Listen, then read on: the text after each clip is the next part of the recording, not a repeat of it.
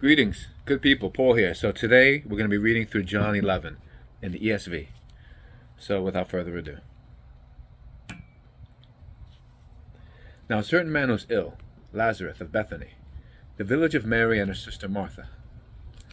It was Mary who anointed the Lord with ointment and wiped his feet with her hair, whose brother Lazarus was ill.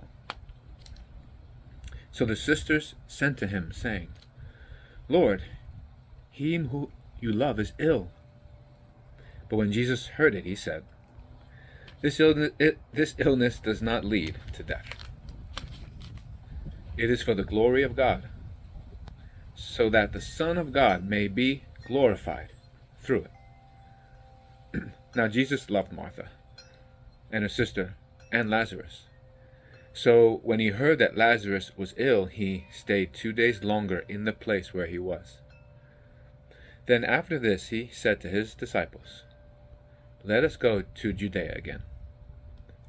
The disciples said to him, Rabbi, the Jews were just now seeking to stone you, and you are going there again? Jesus answered, Are there not 12 hours in the day? If anyone walks in the day, he does not stumble, because he sees the light of this world. But if anyone walks in the night, he stumbles, because the light is not in him. After saying these things, he said to them, Our friend Lazarus has fallen asleep, but I go to awaken him.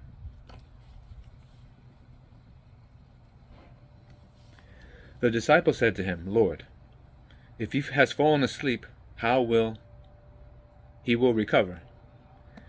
Now Jesus had spoken of his death, but they thought that he meant taking rest in sleep. Then Jesus told them plainly, Lazarus has died, and for your sake I am glad that I was not there, so that you may believe. But let us go to him. Now, when Jesus came, he found that Lazarus had already been in the tomb 4 days. Bethany was near Jerusalem, about 2 miles off. And many of the Jews had come to Martha and Mary to console them concerning their brother. So when Martha heard that Jesus was coming, she went and met him. But Mary remained seated in the house. Martha said to Jesus, Lord, if you had been there, my brother would not have died. But even now I know that whatever you ask of God, from God, God will give you.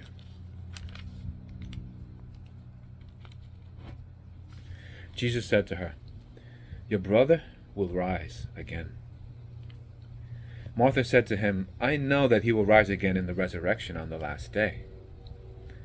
Jesus said to her, I am the resurrection and the life.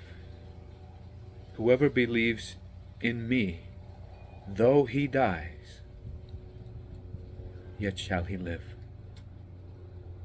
And everyone who lives and believes in me shall never die. Do you believe this? She said to him, Yes, Lord, I believe that you are the Christ, the Son of God who is coming into the world. When she had said this, she went and called her sister Mary, saying in private, The teacher is here and is calling for you. And when she heard it, she rose quickly and went to him.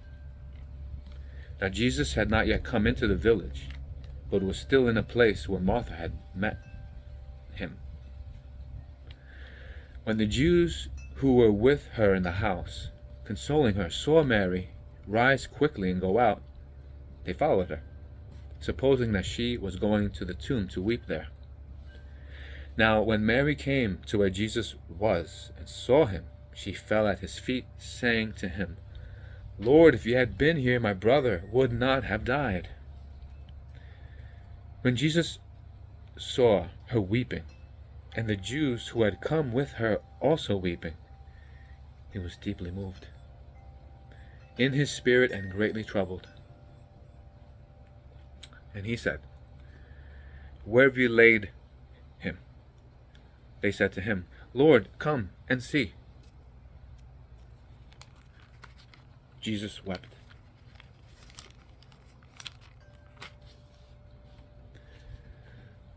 So the Jews said, See how he loved him?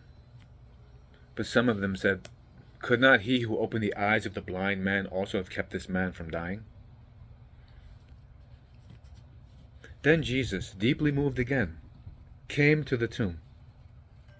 It was a cave, and a stone lay against it. Jesus said, Take away the stone. Martha, the sister of the dead man, said to him, Lord, by this time there will be an odor, for he has been dead 4 days. Jesus said to her, Did I not tell you that if you believed, you would see the glory of God? So they took away the stone, and Jesus lifted up his eyes and said, Father, I thank you that you have heard me.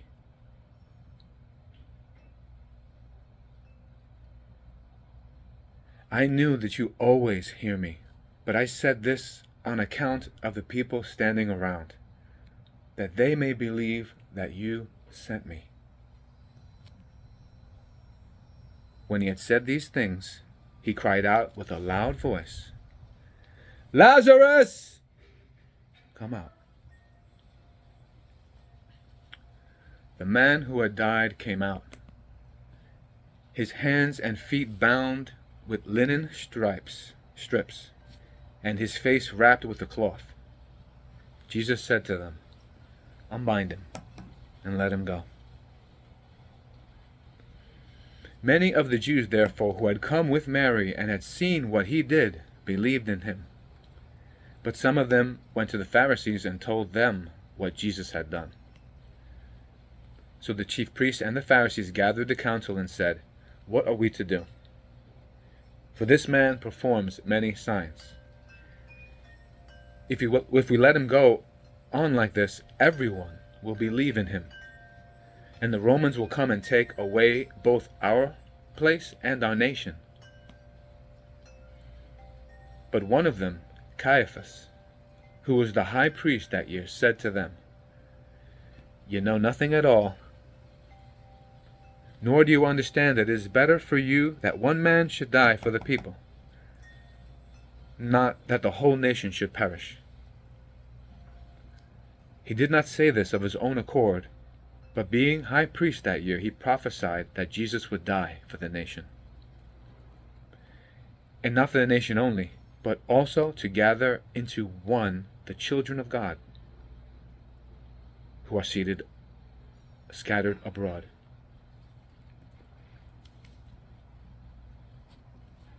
So from that day on, they made plans to put him to death.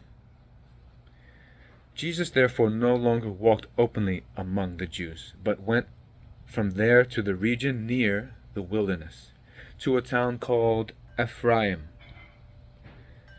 And there he stayed with the disciples.